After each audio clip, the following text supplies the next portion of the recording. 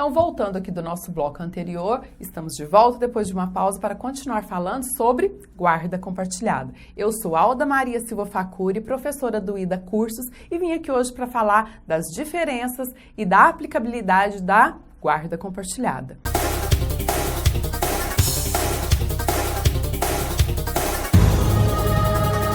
Nós havíamos parado no bloco anterior sobre guarda compartilhada, que hoje ela que rege. Porém, cada caso é um caso, cada um terá a sua forma de aplicabilidade. Então, vamos seguir? Seguindo, nós vamos encontrar o artigo 2 da Lei 10.406 de 2002, que era o Código Civil, que sofreu sua primeira alteração em 2008. Mas agora nós vamos chegar em 2014, que foi sua segunda alteração. Parágrafo 2º, como era: a guarda unilateral será atribuída ao genitor que revele melhores condições para exercê-la e, objetivamente, mais aptidão para propiciar aos filhos os seguintes fatores, 1. Afeto nas relações com o genitor e com o grupo familiar. 2. Saúde e segurança. 3. Educação. Esse parágrafo 2º não existe mais. E só um lembrete, se o seu código é anterior a 2014, ele tem alteração. Então, vocês já anotem no rodapé do código de vocês que hoje o parágrafo 2º é o seguinte redação: na guarda compartilhada, o tempo de convívio com os filhos deve ser dividido de forma equilibrada com a mãe e com o pai, sempre tendo em vista condições fáticas e os interesses dos filhos. 1. Afeto nas relações com o genitor e com o grupo familiar. Saúde e segurança. 3. Educação. Eu descrevi no anterior aí, vocês vão ver que eu grifei as condições fáticas e forma equilibrada. Por quê? Nós vamos entender isso agora. Verificamos que a grande mudança foi esse parágrafo 2º. O original desapareceu, não sendo mais atribuída à guarda unilateral, exceto em acordo entre os genitores, sendo os incisos desse parágrafo da lei anterior sendo mantidos. Mas eu quero que vocês grifem que essa forma equilibrada de visita é a diferença entre guarda alternada, em que os genitores dividirão tempo de convívio com a criança de forma igualitária. Mas na guarda compartilhada, que é a grande dúvida, não só do público em geral, mas também dos acadêmicos de direito, dos advogados, guarda compartilhada, há um estímulo de convivência maior. Mas, sobretudo, a intenção do legislador é dividir responsabilidades. E a criança vai ter um domicílio fixo, sim. E as visitas serão atribuídas conforme a realidade fática, ou seja, cada caso será fixado uma forma de visita e uma forma de interação entre os pais. Mas o tempo não tem que ser dividido no meio, porque isso seria guarda alternada. Compartilhada, você compartilha responsabilidades. Como eu disse, era a intenção original. Porém, uma vez que não se obteve o alcance pretendido, que não houve mudança nas relações familiares, a legislação foi mais incisiva e determinou a guarda compartilhada em 2014. Então, antes, com a brecha da lei que falava sempre que possível, na verdade ela não foi aplicada.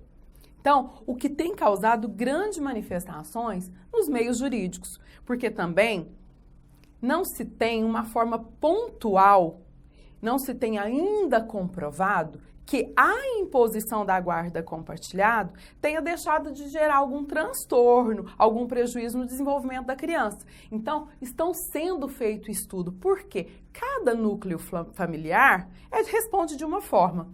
Então, é para isso a caminhada e o interesse do Código Civil, levar o melhor bem-estar para o menor. Parágrafo 3º. Na guarda, a cidade considerada base de moradia dos filhos será aquela que melhor atender os interesses dos filhos. Esse aqui também é um parágrafo que sofreu alteração. Há previsão de residência em comarcas diferentes, onde será o domicílio aquela que melhor atender às necessidades da criança. Essa é uma dúvida muito grande, todo mundo fala, mas como existe guarda compartilhada se morar em cidade diferente? Gente, guarda compartilhada nós temos que ter em mente que é divisão de responsabilidade, não é divisão de tempo. Eu brinco muito com quem me procura no escritório que guarda compartilhada não tem que dividir o menino no meio. A gente divide responsabilidade. O parágrafo 4º eu só vou repetir, mas ele não foi alterado. Então, ainda permanece, parágrafo 4º. A alteração não autorizada ou o descumprimento imotivado de cláusula de guarda unilateral ou compartilhada poderá implicar a redução de prerrogativas atribuída ao seu detentor, inclusive quanto ao número de horas de convivência com o filho. Isso aqui nós já havíamos falado e retratado, eu só estou reafirmando porque isso é muito importante.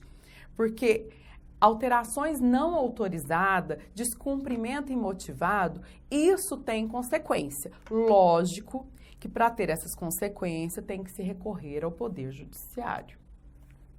A guarda unilateral obriga o pai ou a mãe que não a detenha a supervisionar os interesses dos filhos e para possibilitar tal supervisão, qualquer dos genitores sempre será parte legítima para solicitar informações e prestações de conta, objetivas ou subjetivas, em assunto ou situações que direta ou indiretamente afetem a saúde física e psicológica e a educação de seus filhos. O que vem tratar nesse parágrafo, gente? Esse parágrafo trata que, mesmo que ficar estabelecida guarda unilateral, o que não detém a guarda, ele tem a obrigação de supervisionar os interesses do filho.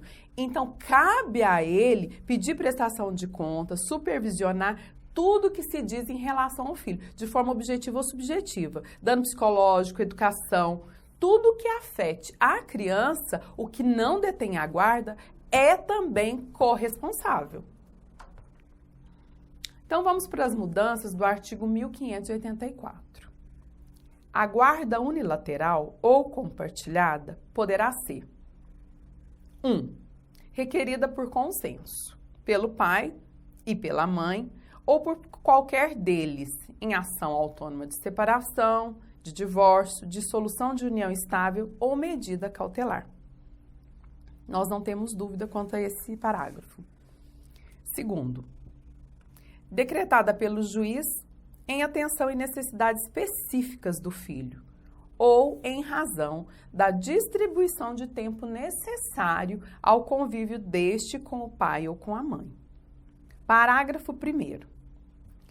Também permaneceu, viu, gente? Na audiência de conciliação, o juiz informará ao pai e à mãe o significado de guarda compartilhada, sua importância, sua similitude, deveres e direitos atribuídos aos genitores e as sanções pelos descumprimento de suas cláusulas. Essas sanções nós já vimos, né? Pode até reduzir o tempo de convivência. Parágrafo 2º. Quando não houver acordo entre mãe e o pai quanto à guarda do filho, será aplicada sempre que possível a guarda compartilhada. Esse parágrafo 2º, embora eu tenha colocado junto 2 parágrafos 2º, porque eu quero fazer essa ressalva grande. Esse primeiro parágrafo 2º que eu coloquei aqui, sempre que possível, era o de 2008. Então, com a Lei 11.698. E agora o parágrafo 2º atual diz o seguinte: quando não houver acordo entre a mãe e o pai quanto à guarda do filho, encontrando-se ambos os genitores aptos a exercer o poder familiar, será aplicada a guarda compartilhada, salvo se um dos genitores declarar ao magistrado que não deseja a guarda do menor. O que eu não acredito que vai acontecer, porque se está tendo divergência, qual que no meio da divergência vai abrir mão da guarda? Então, Antes, a guarda era atribuída a quem tivesse melhor condições de exercê-la. O parágrafo da Lei 6.698, parágrafo 3º, ele continua, porque nós alteramos somente de forma muito pontual o parágrafo 2º, que antes era quem melhor exercesse. Agora, definitivamente, não tem consenso, é guarda compartilhada. Então, passamos para frente. Parágrafo 3º, que não foi alterado. Para estabelecer as atribuições do pai e da mãe e os períodos de convivência sob guarda compartilhada, o juiz de ofício a requerimento do MP poderá basear-se em orientação técnico-profissional ou de equipe interdisciplinar, que deverá visar a divisão equilibrada do tempo com o pai e com a mãe. Eu volto a ressaltar aqui com vocês que divisão equilibrada de tempo não é divisão igualitária, é equilibrada de convivência. Então, cada caso aqui é um caso. Tanto é que o juiz pode abrir mão de estudo psicossocial, de visita, orientação técnico-profissional. Parágrafo 4º. A alteração não autorizada ou descumprimento imotivado de cláusula de guarda unilateral ou compartilhada poderá implicar em redução das prerrogativas. Nós já vimos esse, né? Não mudou. Parágrafo 5º.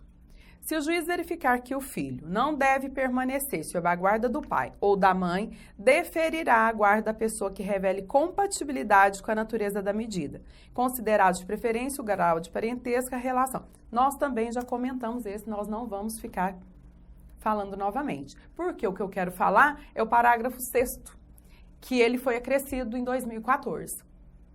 Parágrafo 6º, que inexistia. Qualquer estabelecimento público ou privado é obrigado a prestar informações a qualquer dos genitores sobre os filhos destes, sob pena de multa de R$ 200 a R$ 500 dia, pelo não atendimento da solicitação. Porque isso aqui era muito comum. Muito comum. Você vai na escola, pede uma declaração, não posso porque o senhor não detém a guarda. Não será oferecida porque o pai ou a mãe pediu para não entregar. Isso hoje é proibido. Qualquer estabelecimento tem que entregar para o pai ou para a mãe qualquer tipo de solicitação. Então, isso não existia e agora é regra. Artigo 1585. Em sede de medida cautelar de separação de corpos, em sede de medida cautelar de guarda ou outra sede de fixação liminar de guarda, a decisão sobre guarda de filhos, mesmo que provisória, será proferida preferencialmente após a oitiva de ambas as partes perante o juiz, salvo se a proteção aos interesses dos filhos exigir a concessão liminar. Isso aqui também, apesar de ser de forma bem clara, eu quero que vocês, quero ressaltar só o seguinte, antes, quando a gente pedia lá em petição, que eu ainda vou fazer uma aula para vocês de petição, principalmente de guarda unilateral. Então, eu quero ressaltar aqui que antigamente a gente pedia assim, liminarmente a guarda provisória era deferida. Hoje, nós não vamos conseguir, porque esse artigo aqui vem descrito que todas em sedes cautelares vai se preservar preferencialmente a oitiva de ambas as partes perante o juiz. Então, os advogados já devem ter notado que o juiz não tem arbitrado liminares. Por quê? Porque o artigo está proibindo, certo? E vamos lá, esse não tinha alteração, sofreu alteração somente agora, em 2014. É o artigo 1634. Compete a ambos os pais, qualquer que seja a sua situação conjugal, o pleno exercício do poder familiar que consiste em, então, qualquer situação conjugal, separado, divorciado, juntado, qualquer situação. 1. Dirigir a criação e educação dos filhos. 2. Exercer a guarda unilateral ou compartilhada no termo do artigo 1584. 3. Conceder-lhe ou negar-lhe consentimento para casar. Isso aí já existia. 4. Conceder-lhe ou negar consentimento para viajar ao exterior. Vocês viram que eu coloquei aqui, foi acrescentado bem grandão? Por quê? Porque antes não existia isso aí. Eu tenho a guarda, eu viajo com meu filho. Agora, você não consegue viajar para o exterior sem autorização de ambos os genitores. 5. Conceder-lhes ou negar consentimento para mudar de residência. Esse aqui também foi acrescentado e eu também quero fazer uma ressalva. Por quê? Vocês vão falar assim, ah, mas está em conflito, não falou que pode ter guarda compartilhada em cidade diferente? Presta atenção, na hora de atribuir a guarda compartilhada, pode sim morar em residências diferentes, em cidades diferentes.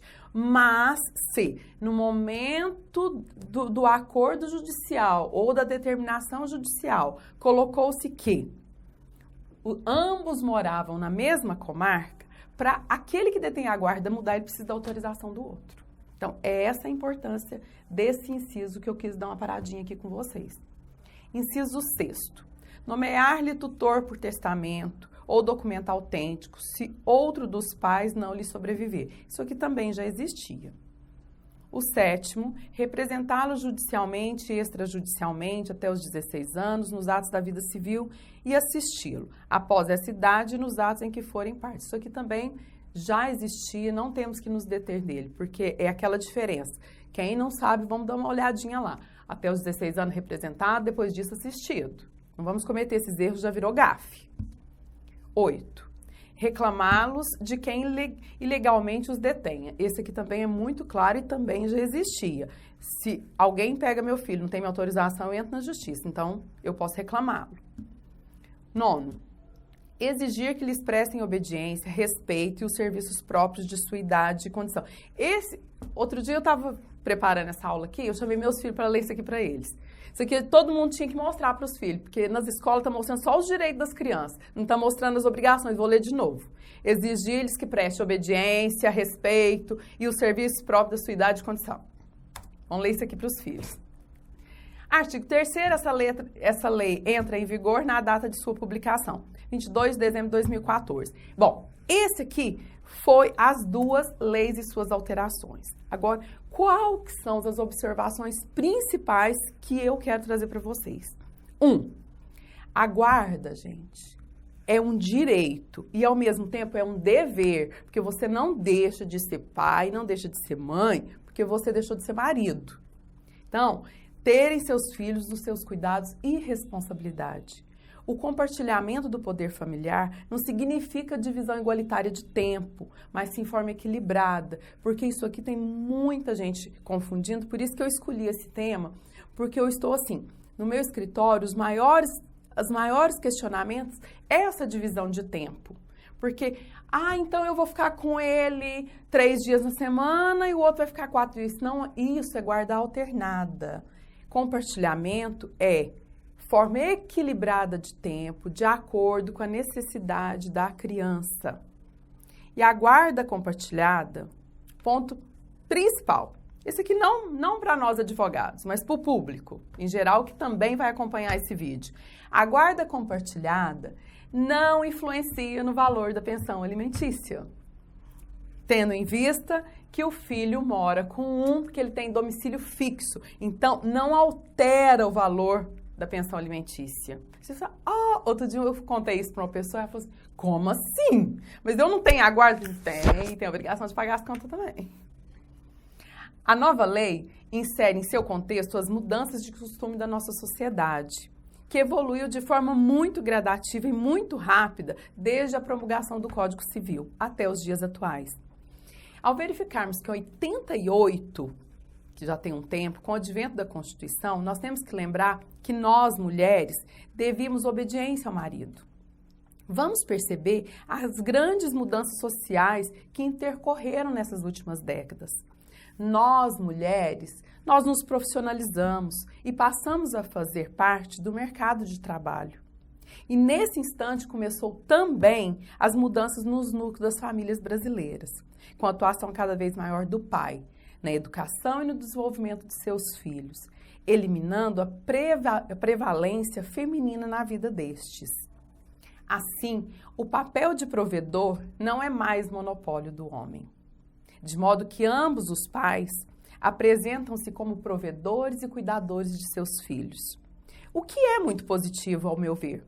À medida que a mãe foi para o mercado de trabalho, o pai veio para o seio familiar, tornou-se mais participativo, o que é fundamental para o desenvolvimento social de uma criança e também emocional.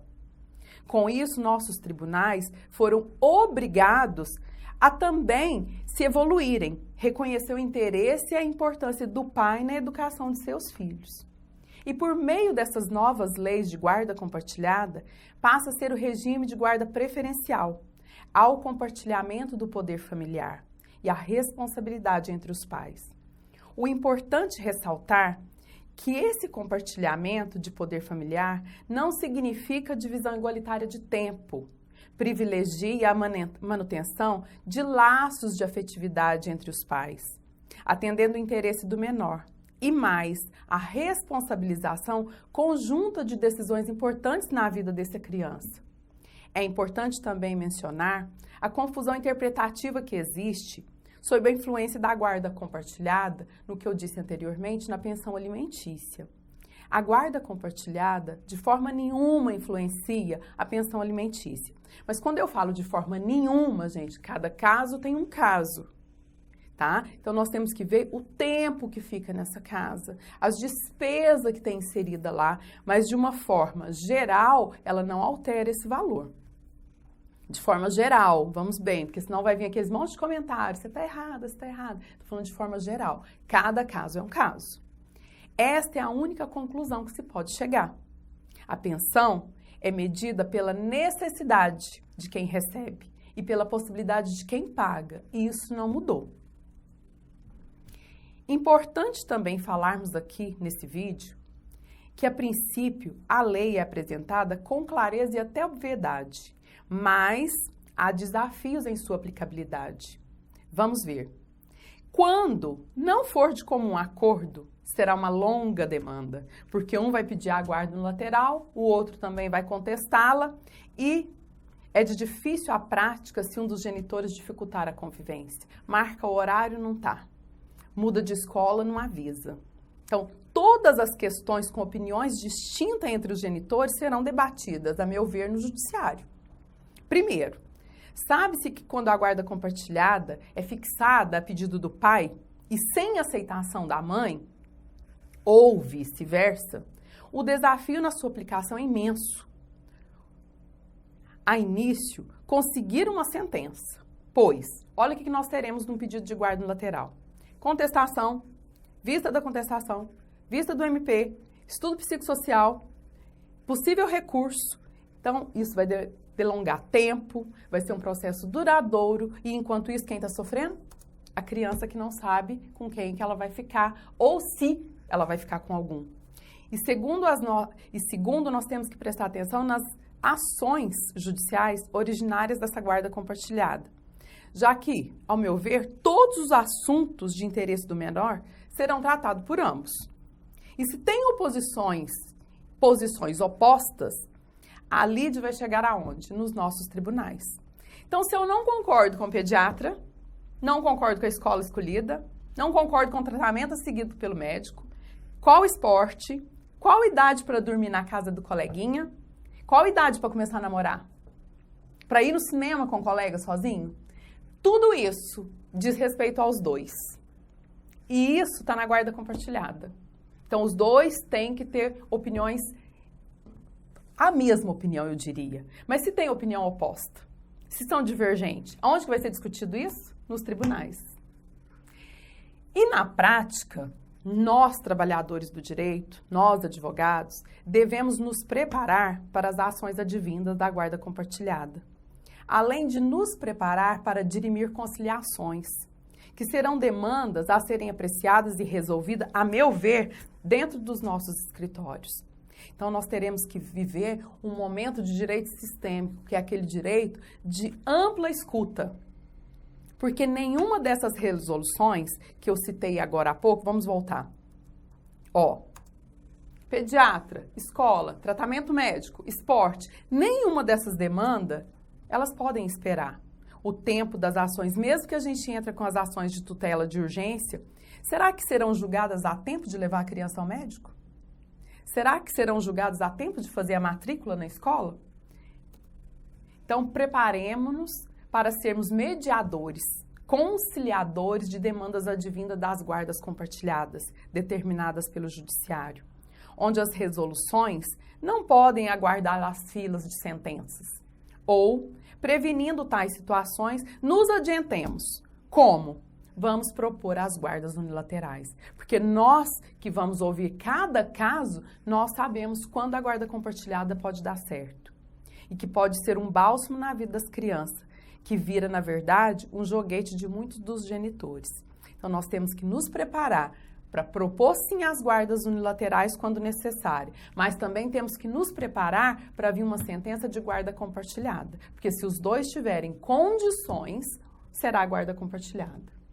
Então, destaco que, se tratando de guarda pós-morte, do genitor que detinha a guarda compartilhada, isso colocou um fim nas demandas judiciais. Pois, quando se tinha guarda unilateral, a família que detinha essa guarda queria a criança. Pois que com o falecimento de um dos genitores que possuía a guarda unilateral, a família ficava com a criança. Senão o pai tinha que entrar com o novo pedido de guarda. Com a guarda compartilhada, com o advento dessa nova lei, isso não existe. Porque quem possui a guarda compartilhada, se um faleceu, por óbvio, quem tem a guarda unilateral passa a ser o sobrevivente. Então, isso diminui algumas demandas que são o direito de visita dos avós. Então, reforçando, passa a ser a guarda unilateral se um dos genitores da guarda compartilhada vier a falecer. Mas não tira o direito dos avós recorrerem aos tribunais para visita e não mais para pedir a guarda. Mas não se discute a guarda mais, mas exceto quando o detentor era de guarda unilateral, que senão será discutido. Então, observadas as devidas cautelas de cada núcleo, guarda compartilhada e aplicabilidade, na minha opinião, é um resultado da maturidade de cada família, onde nenhum dos genitores deixam de ser pais, porque deixaram de ser cônjuges. Então, essa é a minha afirmação. Isso é um avanço? É um avanço, sim, mas nós, aplicadores do direito, temos que ter sempre, primeiro, vamos conversar, vamos nos inteirar de cada situação para saber o que nós vamos direcionar para a ação judicial. É guarda unilateral? E isso nós veremos em próximos módulos, em próximas aulas. Como que se faz um pedido de guarda unilateral? O que você vai colocar nos pedidos? O que você pode provar? O que são meios de prova? Tudo isso nós vamos ver em próximas aulas. E deixo aqui o meu agradecimento, principalmente ao Ida Cursos, pela confiança e vejo vocês em próximas aulas. Muito obrigada, espero que eu tenha esclarecido algumas dúvidas sobre guarda compartilhada. Até mais!